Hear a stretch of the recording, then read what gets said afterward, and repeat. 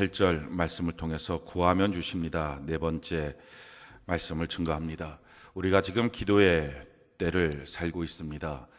국가적인 정세도 마찬가지고 또 우리 개인도 교회도 우리가 기도할 때입니다. 우리가 특별히 기도할 때에 그냥 기도하는 것이 아니라 기도를 배우고 그래서 하나님이 우리에게 가르쳐 주신 대로 기도하기 위해서 지난 4번에 걸쳐서 오늘까지 포함해서 기도에 대한 말씀을 증거하고 있습니다. 오늘이 이제 기도에 대한 말씀 마지막 시간입니다. 우리가 지난 금요일 날 처음 구하면 주십니다 이렇게 말씀을 증거했는데 그 내용은 우리가 왜 기도를 해야 할 것이냐 하는 내용입니다. 많은 사람들이 우리는 일하며 사는 사람이라고 생각합니다. 일로 먹고 살지요 라고 말합니다.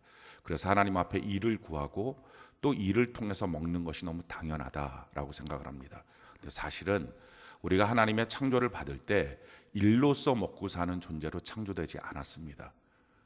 하나님이 우리에게 말하면 그 말을 하나님이 들으시고 그대로 이루어 주시는 그런 에덴 동산의 관계로 창조하셨는데 선악과를 먹고 선악과가 하나님의 법이죠, 룰이죠. 그 하나님의 룰 앞에 우리가 순종하지 않게 될 때 결국 하나님과의 관계가 끊어질 때 우리가 무슨 말을 해도 들어줄 하나님이 안 계시는 거죠.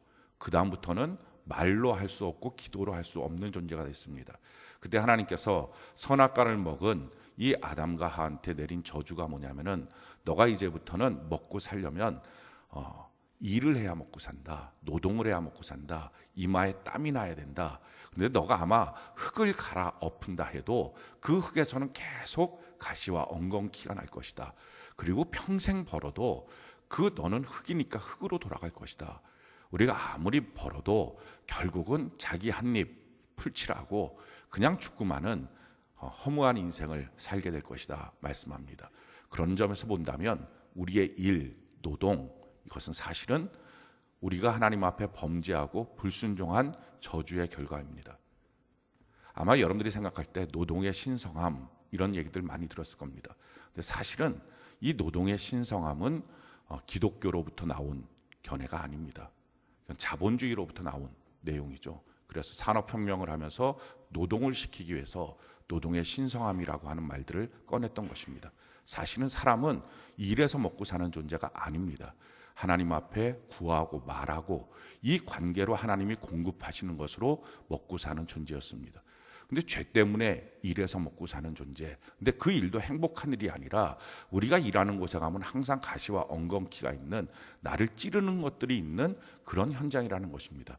아마 여러분들 중에 어떤 누구도 직장 처음 들어갈 때는 행복하지만 들어가서 계속 행복한 사람 별로 없을 것입니다. 직장 생활하면서 끊임없이 자기를 찌르는 관계의 사람도 있고 일도 있고 또 회사를 차려놓고 부도 맡기도 하고 여러 가지 일들을 경험하게 될 것입니다. 그것이 하나님이 우리에게 주신 저주의 모습인 것이죠. 근데 그러다가 우리가 예수 믿고 구원받았습니다. 예수 믿고 구원받았다는 것은 우리의 이 죄가 다 씻김을 받았다는 것입니다. 그래서 하나님의 말씀 앞에 순종하지 않는 모든 사람들은 순종을 싫어하죠. 근데 예수 믿는 사람은 순종하기 싫어하는 이 원죄가 씻김 받아서 순종을 지금 내가 내 몸을 움직여서 하느냐 못하느냐의 모습을 떠나서 순종 자체가 옳습니다. 그것이 맞는 것입니다. 이 믿음이 우리 안에 있습니다. 그게 예수 믿는 사람입니다. 그게 원죄가 씻김 받은 것입니다. 그래서 우리의 죄가 씻김 받아서 이제는 우리의 말을 들으실 아버지가 계십니다. 그 아버지가 계시니까 이제 다시 회복이 된 겁니다. 기도해서 얻는 존재로, 기도해서 누리는 존재로 회복이 된 것입니다. 그렇다면 우리는 왜 지금 일을 해야 됩니까? 일하는 목적은 그걸로 먹고 살려고 일하는 게 아니라 그걸 통해서 하나님이 주신 사명을 이루라는 것입니다. 사명이 뭡니까? 하나님께 예배하는 게 사명입니다. 우리의 일의 삶의 터전에서 하나님의 선하시고 기뻐하시고 온전하신 뜻이 무엇인지를 이루며 사는 것입니다. 그래서 사람들이 봤을 때 우리를 통해서 하나님이 계심을 보는 것입니다. 또 하나님 사랑, 이웃 사랑을 하는 것입니다. 그래서 이익을 따라서 사는 자가 아니라 사랑하기 위해서 직장생활을 하는 것이죠. 사업을 하는 것입니다. 또 뿐만 아니라 그곳에서 복음을 증거하는 전도자로 살기 위해서 하는 것입니다. 그러니까 직장생활을 하는 것, 사업하는 것, 일하러 가는 것, 목적 자체가 세상 사람과 완전히 다릅니다. 그러니까 그들이 추구하는 것을 추구할 필요가 없습니다. 왜? 세상 사람들은 일해야 먹고 삽니다. 자기의 소원을, 자기의 말을 들어줄 아버지가 없습니다. 하늘에 계신 우리 아버지가 없는 거예요. 근데 예수 믿고 구원받은 것, 변화받은 것, 하늘에 계신 우리 아버지가 계신 겁니다. 그러니까 이제는 일해서 먹고 사는 자가 아니라 하나님 앞에서 구해서 먹고 사는 것입니다.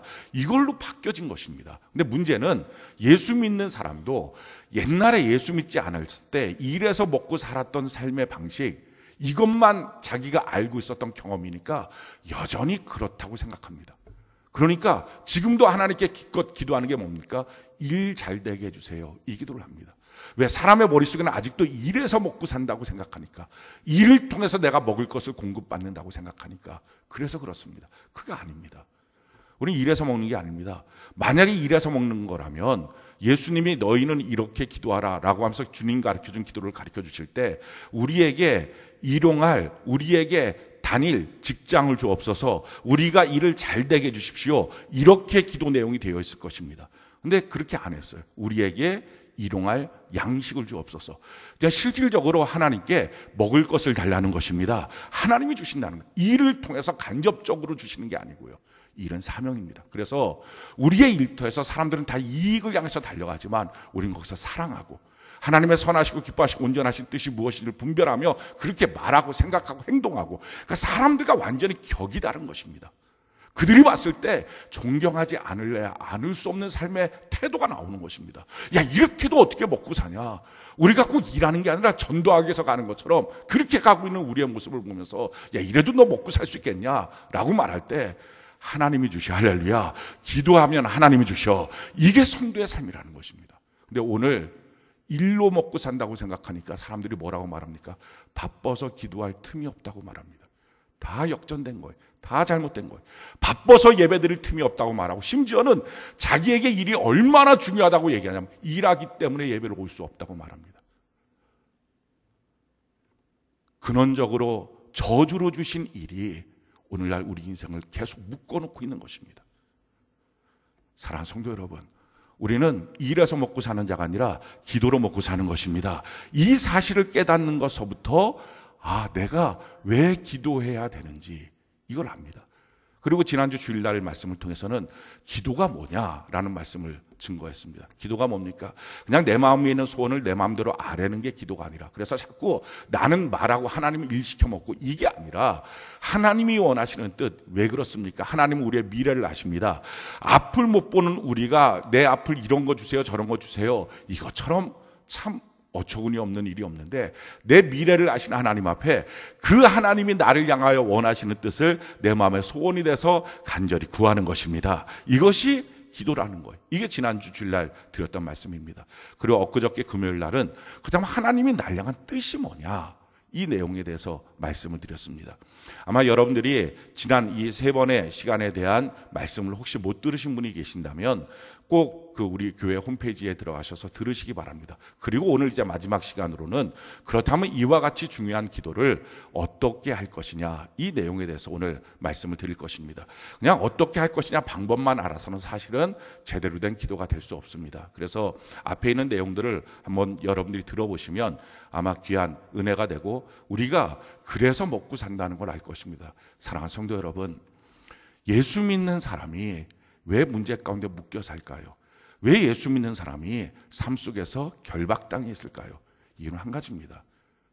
기도를 안 해서 그렇습니다. 다른 거 이유 없습니다. 오직 하나, 기도입니다. 우리가 예수 믿고 구원받고 난 다음에 변화된 것, 가장 큰 변화 중에 한 가지가요, 우리에게 하늘에 계신 우리 아버지가 계신 거예요. 할렐루야. 아버지가, 그 전능하신 분이 우리에게 계십니다. 이게 가장 큰 변화예요. 그 하늘에 계신 우리 아버지가 우리에게 이렇게 말씀해 주셨습니다. 요한복음 14장 18절 우리 같이 한번 읽어볼까요? 시작. 내가 너희를 고와 같이 버려두지 아니하고 너희에게로 오리라. 우리 하나님께서, 그 아버지가, 하늘에 계신 우리 아버지가 내가 널 고아처럼 버려두지 않겠다라고 말씀해 주셨습니다. 이 고아라고 하는 말의 뜻이 뭡니까? 부모가 없는 자가 고아입니다. 그런데 아무나 부모가 없다고 고아라고 하지는 않습니다. 연세가 60 넘으신 분들이 자기 부모님이 소천하셨어요. 그러면 고아시군요, 이렇게 말 안 해요. 50살 정도 되신 분들도 부모님이 돌아가셨다고 말하면 고아시네요. 안 됐습니다. 이런 말 잘 안 합니다. 그럼 고아라고 하는 말, 부모가 안 계시면 고아인데 이 말을 주로 누구에게 씁니까? 1살, 2살, 5살, 10살. 지금 이게 뭐죠? 부모가 꼭 필요한 때예요. 부모의 손길이, 부모의 도움이 꼭 필요한 때예요. 그런데 그때 부모가 없는 거예요. 그럴 때 고아라고 말합니다. 우리 주님이 여기서 내가 너를 고아처럼 버려두지 않겠다는 말은 단지 아버지가 있다 이 말이 아니라 하나님 아버지가 필요할 때, 할렐루야, 내가 너를 방치하지 않겠다. 내가 너를 모른 척하지 않겠다. 내가 너를 버려두지 않겠다. 지금 그 말씀입니다. 내가 널 버려두지 않겠다. 반드시 내가 필요할 때, 하나님이 필요할 때 내가 널 찾아와서 도와주고 공급하고 다시 일으켜줄 거야. 그 말씀입니다. 그럼 뭘로 일으켜주십니까? 하나님이 일으켜주신 하나님의 원칙을 정했습니다. 그게 기도입니다. 그래서 기도가 중요합니다. 오늘 본문 말씀 같이 한번 읽어볼까요? 마태복음 7장 7절부터 11절까지 우리 같이 한번 읽어봅시다. 시작. 구하라, 그리하면 너희에게 주실 것이요. 찾으라, 그리하면 찾아낼 것이요. 문을 두드리라, 그리하면 너희에게 열릴 것이니 구하는 이마다 받을 것이요. 찾는 이는 찾아낼 것이요. 두드리는 이에게는 열릴 것이니라. 너희 중에 누가 아들이 떡을 달라 하는데 돌을 주며 생선을 달라 하는데 뱀을 줄 사람이 있겠느냐? 너희가 악할지라도 좋은 것으로 자식에게 줄 줄 알거든. 하물며 하늘에 계신 너희 아버지께서 구하는 자에게 좋은 것으로 주시지 않겠느냐? 하늘에 계신 너희 아버지, 우리 아버지가 있다는 거죠. 근데 그 아버지가 어떻게 우리를 고아처럼 버려두지 않고 하나님 아버지가 꼭 필요할 때마다 다가오셔서 우리에게 주시느냐? 구하는 자에게 좋은 것을 주시겠다. 이게 원칙입니다. 자, 구하면 주시고요. 구하지 않으면 안 주십니다. 우리가 이 하나님의 원칙을 정확하게 알아야 됩니다. 그래서 우리가 성경을 살펴보다 보면 예수님께 병자들이 찾아옵니다. 막 예수님을 부릅니다. 그럴 때 예수님이 하셨던 반응이 항상 똑같습니다. 내가 너한테 무엇 해주기 원하느냐? 이걸 물어봅니다. 아니, 그렇게 병자가 찾아왔으면 예수님 모르시겠습니까? 그 속도 다 아시겠죠? 말하지 않아도 다 아실 겁니다. 너 이것 때문에 왔구나. 내가 너 고쳐줄게. 근데 예수님 한 번도 그렇게 미리 말씀하신 적이 없어요. 너 무엇 해주기 원하느냐? 소경 바디메오가 부르짖습니다. 다윗의 자손 예수여, 나를 불쌍히 여소서, 나를 불쌍히 여소서. 계속 외칩니다. 그렇게 외치니까 예수님께서 그를 오라고 했습니다.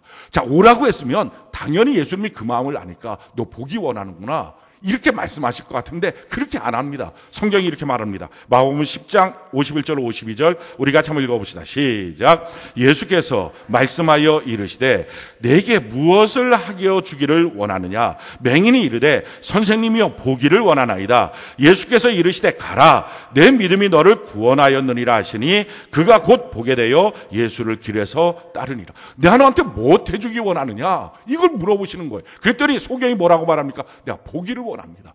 그랬더니 예수님이 내 믿음이 너를 구원했다. 지금 예수님께 나와서 내가 구하면 예수님은 들어주신다. 할렐루야. 내가 구하면 좋으신 아버지는 나에게 공급하신다. 이 믿음을 너가 갖고 나왔으니 넌 믿음대로 될 것이다. 넌 눈이 띄어질 것이다. 그 말씀입니다. 그러니까 어느 누구에도 동일합니다. 구하지 않았는데 해주시지 않았습니다. 구해야만 주십니다. 이게 원칙입니다.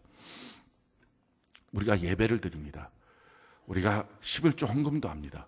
우리가 봉사도 합니다. 전도도 합니다. 이 모든 것들은 사실 하나님의 축복의 약속이 있는 것입니다. 구제도 하죠. 약속이 있는 거예요. 근데 우리 생각은 이렇습니다. 11조를 하면 창고에 쓰는 것 없이 그대로 가득 채워줄 것이다. 예배드리면 하나님의 축복이 임한다. 전도에도 하나님이 복음 전하는 자에게 복음으로 살게 만들어주신다. 구제하면 흘러넘치는 복을 주신다. 다 압니다. 근데 이것이 그냥 이렇게 11조로 하면 복을 주시고 예배드리면 복을 주실 거라고 생각합니다. 근데 그렇지가 않아요.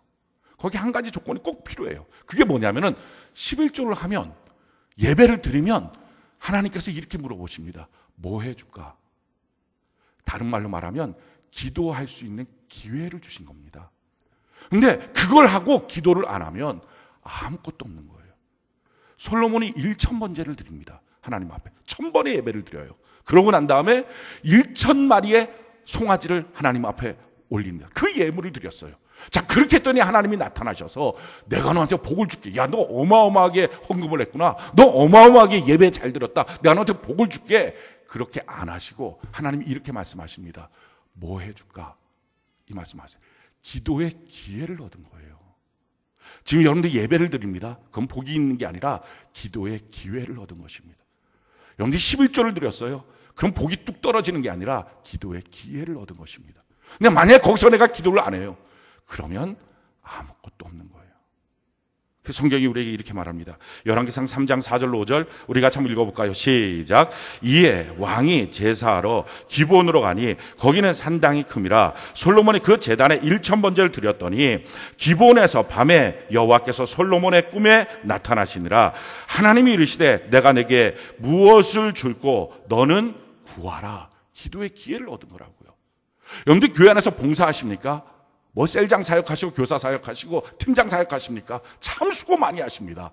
그것이 뭐죠? 그걸 아마 하나님의 복이 뚝 떨어지는 게 아니라 기도의 기회를 얻은 것입니다. 셀장 사역하면서 기도할 제목이 얼마나 많습니까? 성도들 향해서 기도할 게 참 많죠. 그 기도를 해야 하나님이 주시는 기쁨도 권세도 있다는 것입니다. 근데 기도가 없으면 아무것도 없는, 하면 할수록 자기 속이 타버리는 거예요. 그래서 낙심하고 좌절하고 무너지고 마는 것입니다. 그랬을 때 솔로몬이 하나님께 구합니다. 이렇게 구하죠. 열왕기상 3장 9절로 13절에 보니까 누가 주의 이 많은 백성을 재판할 수 있으리까 듣는 마음을 종에게 주사 주의 백성을 재판하여 선악을 분별하게 하옵소서. 솔로몬이 지금 듣는 마음, 하나님 내가 잘 들어서 지혜를 주셔서 잘 재판할 수 있도록 하나님 나를 도와주세요 라고 기도했어요.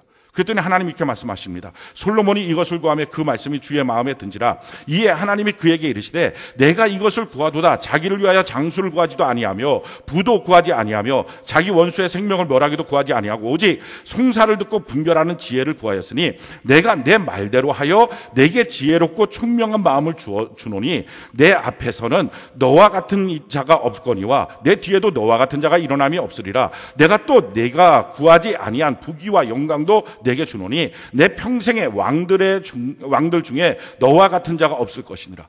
솔로몬이 하나님께 기도했는데 언뜻 떠오른 게 그냥 지혜예요. 그러니까 사실 나머지도 구했어야 되는데 그 구할 걸 생각을 못한 거예요. 그냥 말하고 난 거예요. 자, 이렇게 됐을 때 하나님께서 그에 필요한 나머지 것들도 구하진 않았지만 주십니다. 그런데 구하지 않은 것들을 아예 기도가 없을 때 주신 게 아니라 기도했을 때 기도한 내용 외에도 필요한 것을 주시지 기도 없이 주시진 않습니다. 그러니까 지금 우리에게 필요한 것은요, 기도하지 않으면 아무것도 얻을 게 없는 거예요. 기도해야 하나님이 주시는 거예요. 그래서 하나님이 이렇게 말씀하시죠. 야고보서 4장 2절 우리 같이 한번 읽어볼까요? 시작. 너희는 욕심을 내어도 얻지 못하여 살인하며 시기하여도 능히 취하지 못함으로 다투고 싸우는도다. 너희가 얻지 못함은 구하지 아니하기 때문이요. 싸우지 말라는 거예요. 돈 때문에 싸우지 말라. 가정 안에서도 싸우지 말라. 또 마찬가지로 뭐 이 사람과 저 사람과 하면서 싸우지 말라는 것입니다. 싸워도 얻지 못하는 것이다. 기도해야 얻는 것이다. 할렐루야. 왜 얻지 못하느냐? 기도하지 않았기 때문에, 구하지 않았기 때문이다 라는 것입니다.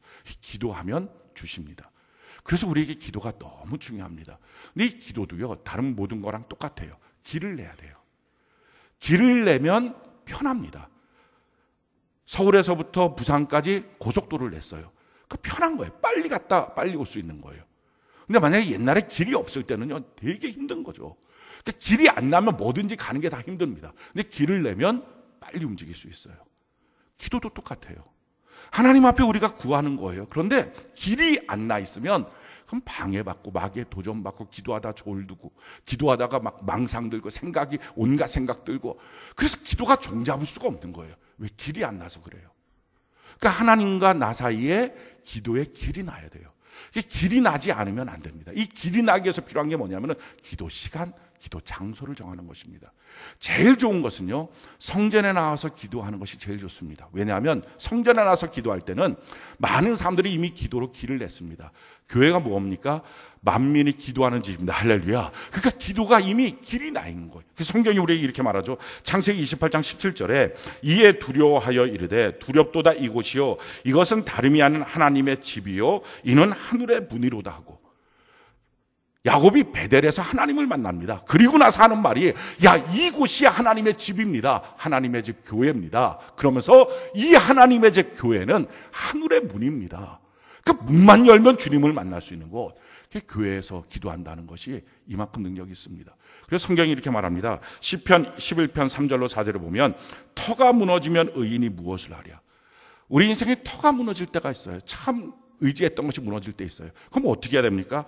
여호와께서는 그의 성전에 계시고 여호와의 보좌는 하늘에 있으며 그의 눈이 인생을 통촉하시고 그의 안목이 그들을 감찰하시도다. 그래서 성전에 나와서 하나님께 기도하는 것이 중요하다 하는 것입니다. 성전에 나와서 기도 시간을 정하고 기도하면 누구든지 기적을 만납니다. 성경이 이렇게 말합니다. 사도행전 3장 1절로 8절에 보면, 제9시 기도 시간에 베드로와 요한이 성전에 올라가세 나면서 못 걷게 된 이를 사람들이 메어오니 이는 성전에 들어가는 사람들에게 구걸하기 위하여 날마다 미문이라는 성전문에 두는 자라. 그가 베드로와 요한이 성전에 들어가려 함을 보고 구걸하거늘 베드로가 요한과 더불어 주목하여 이르되 우리를 보라 하니 그가 그들에게서 무엇을 얻을까요 바라보거늘 베드로가 이르되 은과 금은 내게 없거니와 내게 있는 것으로 내게 주노니 나사렛 예수 그리스도의 이름으로 일어나 걸으라 하고 오른손을 잡아 일으키니 발과 발목이 곧 힘을 얻고 뛰어서서 걸으며 그들과 함께 성전으로 들어가면서 걷기도 하고 뛰기도 하며 하나님을 찬송하니. 제9시, 우리로 말하면 오후 3시 기도 시간을 정해놓고요, 베드로와 요한이 성전에 나가서 기도합니다. 근데 그렇게 하고 있는 중에 성전 민문에 날 때부터 안진뱅이가 있습니다. 그를 바라보고 예수의 이름으로 일어나 걸으라 할 때 일어나서 성전에 같이 들어가서 뛰면서 걸으면서 하나님을 찬양합니다. 사랑하는 성도 여러분, 여러분들 집에 안진뱅이 있습니까? 좀 일어나야 되는데 못 일어나는 사람이 있습니까? 여러분들 주변에 좀 일어나야 되는데 못 일어나는 사람이 있습니까? 같이 좀 성전에 가서 하나님을 예배하면 너무 좋겠는데 그렇게 못하는 사람들이 있습니까? 그 사람 해결하는 방법 한 가지예요. 성전에 나와서 시간 정해놓고 기도하기 시작하라는 거예요. 그러면 해결된다는 거예요. 그럼 하나님의 역사가 나타나기 시작한다는 거예요. 우리가 성전에서 기도한다는 거 너무 중요합니다. 그래서 그동안 우리 성전 개방해서 기도하는 시간이 10시부터 오후 6시까지인데 직장인들이 전혀 못했습니다. 그래서 이제 이번 화요일, 돌아오는 화요일부터는 새벽 예배 마치자마자부터 6시부터 밤 10시까지. 그러니까 아마 새벽 예배 뭐 안 드리더라도 출퇴근할 때 기도 못할 사람 그 시간에 없을 겁니다. 그렇게 문 열고서 기도합니다. 1층 다목적골에 화요일부터 금요일까지 문 열어놓고 여러분들이 기도할 수 있도록 그렇게 할 것입니다. 우리가 기도로 꿈을 이룬 호텔랑 그 힐튼이라고 하는 책을 보면 이런 내용이 나와 있습니다. 힐튼이라고 하는 힐튼 호텔 창업자죠. 나는 어머니가 가르쳐 주신 대로 더 많은 기도를 드렸다. 매일 아침 6시 반에 교회에 찾아가 기도를 드렸다. 아무리 밤늦게까지 일을 해도 아침이면 무릎을 꿇고 기도를 드린 다음에 출근했다.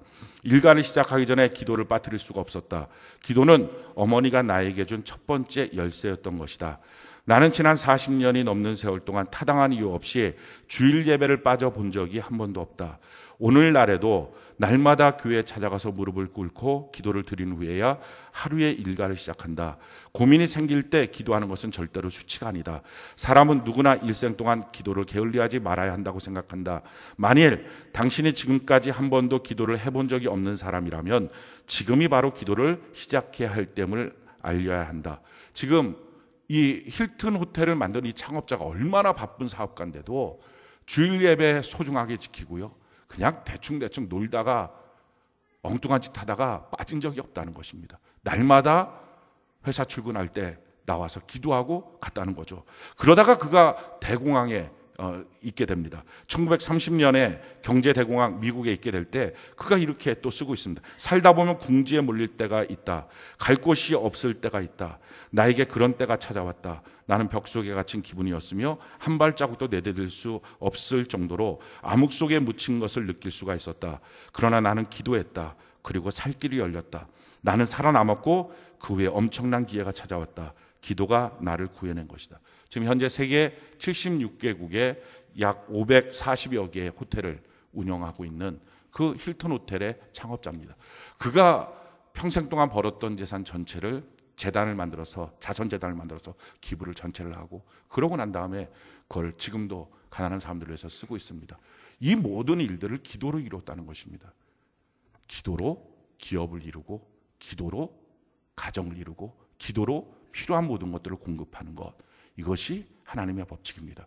물론 여러분들이 성전에 나와서 기도하면 참 좋습니다. 그러나 그럴 수 있는 여력이 안 된다면 여러분들 나름대로의 기도의 시간을 정하고 기도의 장소를 정하시기 바랍니다.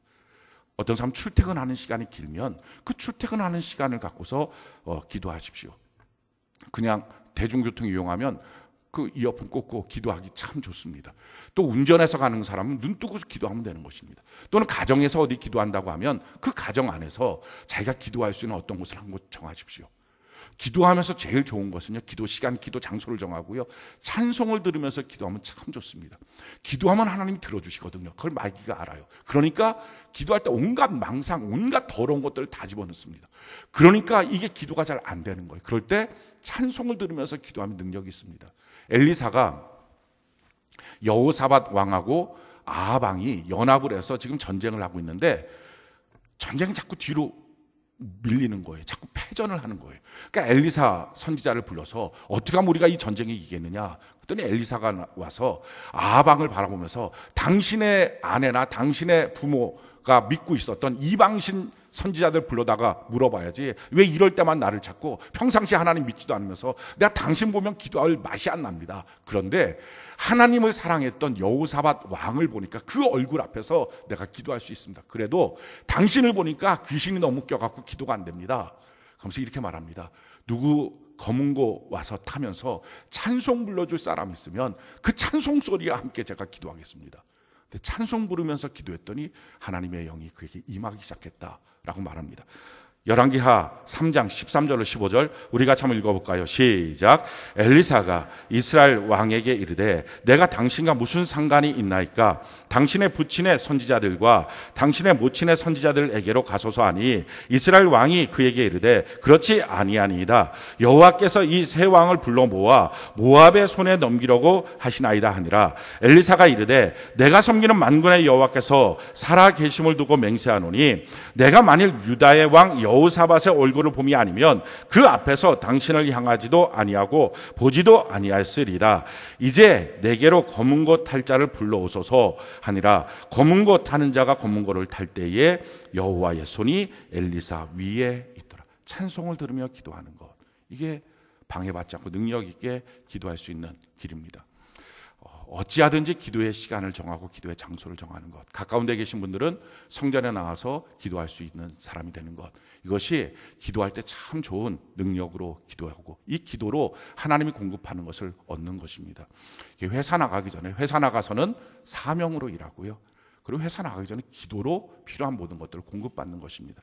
자녀를 보내놓고서도 그 자녀가 학교에 가서는 사명으로 있고 그 자녀에게 필요한 모든 앞으로의 진로는 기도로 얻는 것입니다. 가정생활 마찬가지입니다. 기도하지 않으면 아무것도 안 됩니다. 열심히 신방하는 셀장들도 신방하는 셀의 그 사역을 통해서는 서로 간에 하나님의 영광을 돌리는 말을 하는 것이고 실질적인 변화와 능력은 기도 시간에 얻는 것입니다. 기도함으로 우리가 모든 것을 소유하는 것이죠. 자, 그러면 이 기도 어떻게 해야 됩니까? 성경을 보면 응답받는 기도를 하는 방법, 이 네 가지에 대해서 설명을 합니다. 제일 첫 번째 응답받는 기도는 믿음의 기도입니다. 성경이 우리에게 이렇게 말합니다. 야고보서 1장 6절로 8절 우리 같이 한번 읽어봅시다. 시작. 오직 믿음으로 구하고 조금도 의심하지 말라. 의심하는 자는 마치 바람에 밀려 요동하는 바다 물결 같으니 이런 사람 무엇이든지 주께 얻기를 생각하지 말라. 두 마음을 품어 모든 일에 정함이 없는 자로다. 자, 믿음을 갖고 하나님께 기도해야 된다. 의심하게 되면 하나님께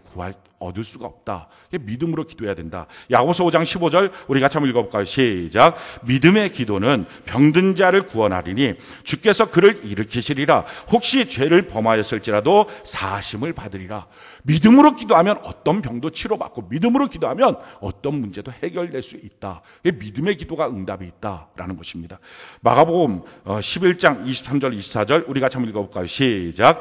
내가 진실로 너희에게 이르노니 누구든지 이 산더러 들려 바다에 던져지라 하며 그 말하는 것이 이루어질 줄 믿고 마음에 의심하지 아니하면 그대로 되리라. 그러므로 내가 너희에게 말하노니 무엇이든지 기도하고 구하는 것은 받은 줄로 믿으라. 그리하면 너희에게 그대로 되리라. 받은 줄로 믿고 간절히 구하면 그러면 응답된다. 이 믿음의 기도가 응답된다 하는 것입니다. 자, 그럼 내가 지금 하고 있는 기도가 믿음의 기도인지 아닌지 아는 방법, 그것은 한 가지입니다. 기도하면서 그 문제에 대해서 감사가 나오기 시작하면 믿음의 기도가 된 거예요. 성경이 우리에게 이렇게 말합니다. 빌립보서 4장 6절로 7절 우리 같이 한번 읽어봅시다. 시작. 아무것도 염려하지 말고 다만 모든 일에 기도와 간구로 너희 구할 것을 감사함으로 하나님께 아뢰라. 그리하면 모든 지각에 뛰어난 하나님의 평강이 그리스도 예수 안에서 너희 마음과 생각을 지키시리라. 어떻게 기도하는데 염려가 없이 기도하겠어요? 어떻게 기도하는데 지금 너무 애달픈데 이 문제가 해결이 꼭 돼야 되는데 지금 그렇게 속이 상해 있는데 어떻게 감사가 나오겠어요? 참 신기한 게 처음에는 염려가 섞여 있고요. 처음에는 마음속에 슬픔과 애달픔이 있어요. 어떤 때는 분노도 있어요. 화도 나요. 자, 그런 마음으로 하나님께 기도하기 시작한 거예요. 근데 기도하다 보니까 어느 순간인가 이 문제 하나님이 보시는구나. 나에게는 내 말을 들으시는 아버지가 계시는구나. 전능하신 하나님이 계시는구나. 누가 뭐라고 말해도 하나님은 내 기도에 들어주신다. 이 마음이 확 들어오는 거예요. 이게 믿음이죠. 들어오니까 그때부터 뭐가 됩니까? 기뻐져요. 감사가 돼요. 그때부터가 믿음의 기도예요. 그 믿음의 기도를 반드시 해야 됩니다. 그러니까 분노 나오고 짜증 나고 슬프고 염려 생기고 그렇게 기도하다가 거기서 멈추고 돌아가면 응답이 없다는 것입니다. 그 기도를 끌고 가서 어디까지 가야 돼요? 감사가 나오는 데까지. 하나님이 이 기도 들어주신다는 이 믿음이 될 때까지. 그래서 기도는요, 길을 내야 돼요. 길을 안 내면 맨날 중간쯤 하다가 힘들다고 가버리고 온갖 잡념 든다고 가버리고 기도하다가 졸았다고 가버리고 기도하다가 계속 마음이 속상하다고 가버리고 그러니까 응답이 없는 거예요. 기도에 길을 내서 하나님 앞에 그것이 하나님 들어주시는구나 라고 하는 자기 마음속에 하나님은 내 기도를 들어주신다. 하나님은 내 말을 들어주시는 하늘에 계신 우리 아버지가 되신다. 이게 확 믿어지니까 감사가 나오기 시작하는 것. 여기까지 가야 됩니다. 두 번째, 기도는 어떻게 해야 되느냐? 기도할 때는요, 예수 이름으로 기도하는 것입니다. 성경이 우리에게 이렇게 말합니다. 요한복음 14장 13절로 14절 우리 같이 한번 읽어봅시다. 시작. 너희가 내 이름으로 무엇을 구하든지 내가 행하리니 이는 아버지로 하여금 아들로 말미암아 영광을 받으시게 하려 함이라.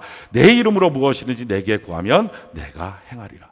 예수 이름으로 기도하라라는 것을 우리는 종종 기도 끝나고 나서 맨 끝에 예수님 이름으로 기도합니다. 그럼 이제 기도 끝났고 나면 다 같이 아멘. 이거 순서 맞추려고 하나 보다. 근데 그 의미도 있겠지만 사실 그게 아니에요. 이게 뭐냐면은 우리가 종종 기도할 때 우리의 자격이나 우리의 모습을 보면 하나님이 나 같은 자의 기도를 들어주실까? 참 믿음 없이 행했는데, 참 형편없이 죄도 졌는데 내 기도 하나님 들어주실까? 내 형편 하나님 돌아보실까? 이렇게 주눅들 때가 있습니다. 근데 그때 우리 주님이 우리에게 가르쳐 주신 것, 너 이름 갖고 나오지 말고, 부족한 죄 많은 너 이름 갖고 나오지 말고 예수님 이름 갖고 나라. 할렐루야. 그러면 된다는 거예요. 그리고 그때 내 이름 갖고는 주님 안 되는 거 압니다. 내 모습 갖고는 주님이 안 들어주실 걸 압니다. 내 지금까지의 충성이나 헌신, 순종 갖고는 안 되는 거 압니다. 그러나 하나님, 나는 지금 이 시간 예수님 이름으로 나갑니다. 그러기에 하나님 응답하여 주시옵소서. 그럼 응답해 주신다는 거예요. 그래서 성경이 우리에게 이렇게 말합니다. 고린도서 1장 20절 우리 같이 한번 읽어봅시다. 시작.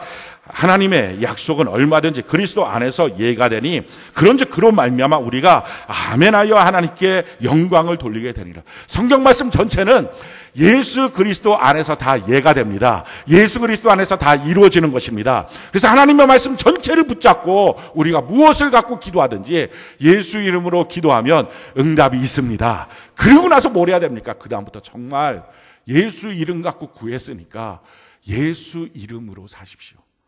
예수 이름에 걸맞게 사십시오. 예수 이름 때문에 무엇인가를 결정하십시오. 예수 이름에 맞도록 기도의 내용을 정하십시오. 그렇게 하면 성숙이 있습니다.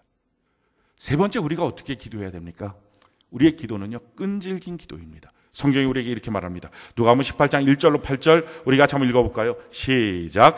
예수께서 그들에게 항상 기도하고 낙심하지 말아야 할 것을 비유로 말씀하여 이르시되 어떤 도시에 하나님을 두려워하지 않고 사람을 무시하는 한 재판장이 있는데 그 도시에 한 과부가 있어 자주 그에게 가서 내 원수에 대한 나의 원한을 풀어주소서 하되 그가 얼마 동안 듣지 아니하다가 후에 속으로 생각하되 내가 하나님을 두려워하지 않고 사람을 무시하나 이 과부가 나를 번거롭게 하니 내가 그 원한을 풀어주리라. 그렇지 아니하면 늘 와서 나를 괴롭게 하리라 하였느니라. 주께서 또 이르시되 불의한 재판장이 말한 것을 들으라. 하물며 하나님께서 그 밤낮 부르짖는 택하신 자들의 원한을 풀어주지 아니하시겠느냐? 그들에게 오래 참으시겠느냐? 내가 너희에게 이르노니 속히 그 원한을 풀어주시리라. 그러나 인자가 올 때 세상에서 믿음을 보겠느냐 하시니라.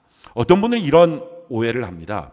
내가 믿음으로 기도했으면 그럼 하나님이 들어주실 건데 그걸 뭘 의심하는 사람처럼 그 다음날 또 기도하고 또 기도하고 또 기도하냐. 그냥 한 번 믿음으로 구했으면 더 이상 구하지 말아야지 이 생각을 합니다. 근데 그렇지 않습니다. 믿음으로 구하고요. 그 다음날에도 또 똑같이 믿음으로 구하고 또 똑같이 믿음으로. 언제까지요? 그것이 내 눈앞에 보여지고 응답되는 그 시간까지 계속 기도하는 것입니다. 왜 이렇게 기도해야 됩니까? 기도하다 보면 점차적으로 기도의 제목이 처음에는 하나님의 뜻을 따라 기도한다고 해도 자기의 정욕이 섞여 있거든요. 근데 그게 점점점 정화가 돼요. 그래서 정말 하나님의 뜻을 정교하게 알 수 있어요. 근데 사실 이것보다 더 중요한 것은요. 꾸준히 기도하다 보면 내가 바뀌어요. 기도하면서. 하나님이 원하는 게 바로 이거예요. 자, 오늘 본문 말씀 마태복음 7장 11절 12절 우리 같이 한번 읽어볼까요? 시작. 너희가 악할지라도 좋은 것으로 자식에게 줄 줄 알거든 하물며 하늘에 계신 너희의 아버지께서 구하는 자에게 좋은 것으로 주시지 않겠느냐. 그러므로 무엇이든지 남에게 대접을 받고자 하는 대로 너희도 남을 대접하라. 이것이 율법이요 선지자니라. 하나님 아버지가 좋은 거 주시지 않겠느냐. 반드시 좋은 거 주신다. 그러면서 하시는 말씀이 누구든지 대접을 받고자 하면 먼저 대접하라. 그러면 다 주신다. 우리가 하나님 앞에 기쁨을 구해요. 하나님 나에게 기쁨을 주세요. 마음이 너무 지금 억울하고 힘들고 답답해요. 눌려있어요. 하나님 나에게 기쁨을 주세요. 기도했어요. 그걸 자꾸 기도해요. 오늘 기도했어요. 내일 기도했어요. 또 기도해요. 근데 하나님이 주시는 그 풍성한 기쁨이 내 마음에 아직 없어요. 근데 그렇게 기도를 하다 보면 마음속에 깨달아요. 아, 내가 하나님께 이렇게 기쁨을 구하면 나도 먼저 내 주변에 있는 사람한테 기쁨을 주는 사람이 돼야 되겠구나. 자기가 바뀌어져요. 그래서 정말 하나님 앞에서 기도한 사람은요, 기도하면서 자기의 인격이 바뀝니다. 말이 바뀌고 태도가 바뀌어요. 그날 당장은 안 바뀐다고 해도요, 꾸준한 기도를 하면 바뀌어집니다. 자기가 기도하는 사람인데 말도 안 바뀌고 태도도 안 바뀌고 그냥 욕하고 맨날 다니고 그냥 맨날 자기 하고 싶은 대로 하고 그 하나님 앞에 대면해서 하는 게 아니고 자기 혼자 하소연한 거예요. 그러면 안 돼요. 하나님 앞에서 끊임없이 기도하다 보면 첫날은 아니더라도 둘째 날, 셋째 날, 넷째 날 지나가면서 바뀌어지는 거예요. 그래서 성경은 꾸준히 기도하라는 것입니다. 기도하면서 우리의 인격이 바뀌어지기 때문에. 기도 없으면 아무리 해도 인격이 안 바뀝니다. 이 끈질긴 기도에 대해서 낙심하지 말고 반드시 기도해야 된다. 여러분들 가운데서도 어떤 문제를 놓고 기도했는데 잘 응답이 안 된다고 이미 기도를 놔버리신 분들이 혹시 있을 수 있어요. 성경은 너희가 기도하다가 절대로 낙심하지 말라. 응답받는 그날까지 기도해야 된다 하시면서 하시는 말씀이 불의한 재판장이 있는데 이 사람 불의한데 과부가 와서 날마다 청하는데 그 청하는 과부가 할 수 있는 것은 아무것도 없고 그냥 청하기만 한 거예요. 이 재판장한테. 근데 불의한 재판장이니까 별로 들어주지 않다가 너무 귀찮게 하니까 결국 들어줬다 라고 하시면서 하시는 말씀이 이 핵심 포인트가 뭐냐면 하물며예요. 하물며. 우리 하나님은 불의한 재판장도 아니에요. 그리고 우리 자신도 이렇게 갈 곳 없는 과부도 아니에요. 우리 하나님은 선하신 아버지예요. 할렐루야. 우리 자신은 그 하나님의 아들과 딸이에요. 그러니까 불의한 재판장과 과부도 관계 속에 계속 가면 들어주는데 그 선하신 아버지가 우리같이 하나님의 자녀의 우리의 기도를 들어주지 않겠느냐. 할렐루야. 그거 당연히 들어주실 것이다. 그러니까 끊임없이 기도하는 그 믿음, 그걸 내가 보고 싶다. 그 말씀입니다. 그래서 기도는 끊임없이 기도하는 것입니다. 마지막 성경에 응답받는 기도로 가르쳐 주신 것이 간청 기도입니다. 오늘 성경 말씀 볼까요? 누가복음 11장 5절로 8절 우리 같이 한번 읽어봅시다. 시작. 또 이르시되 너희 중에 누가복음 11장 5절로 8절 같이 한 목소리 시작. 또 이르시되 너희 중에 누가 벗이 있는데 밤중에 그에게 가서 말하기를 벗이여 떡 세 덩이를 내게 구워달라. 내 벗이 여행 중에 내게 왔으나 내가 먹일 것이 없노라 하면 그가 안에서 대답하여 이르되 나를 괴롭게 하지 말라. 문이 이미 닫혔고 아이들이 나와 함께 침실에 누웠으니 일어나 내게 줄 수가 없노라 하겠느냐. 내가 너에게 말하노니 비록 벗됨으로 인하여서는 일어나서 주지 아니할지라도 그 간청함을 일어나 그 요구대로 주리라. 모든 기도가 간청 기도가 되지는 않을 것입니다. 그런데 간청 기도가 될 때가 있어요. 어느 때냐면은 느닷없이 밤중에 연락도 없이 친구가 온 거예요. 근데 자기는 먹일 수 있는 게 없어요. 그렇다고 그 친구를 그냥 매몰차게 나 먹일 수 없으니까 그냥 가, 거절할 힘도 없어요. 줄 수 있는 힘도 없고 거절할 힘도 없어요. 연락이라도 취했으면 미리 준비라도 할 텐데 그러지도 못했어요. 이럴 때 필요한 게 간청 기도라는 거예요. 우리 마찬가지예요. 우리 인생에 예기치 않은 문제들이 터질 때가 있어요. 갑자기 병원 가서 진단을 받았는데 암이라 그러고, 갑자기 전화 한 통화로 가정이 흔들려 버리고, 갑자기 회사가 부도가 위험이 되고, 믿었던 것이 한순간에 흔들릴 때 있어요. 예고가 돼 있던 것도 아니고요. 그냥 느닷없이 밤중에 당한 거예요. 근데 이 문제를 자기가 거절할 힘도 없어요. 암 진단 나왔는데 자기가 아니야 라고 거절할 힘도 없고, 부도 위기가 왔는데 아니야 라고 뭐 어디서 돈을 쌓아놓고 있는 것도 아닌데 그걸 해결할 힘도 없고. 그러니까 우리 인생이 이렇게 문제 속에 빠졌을 때, 해결할 능력이 없을 때, 그때 어떻게 하느냐?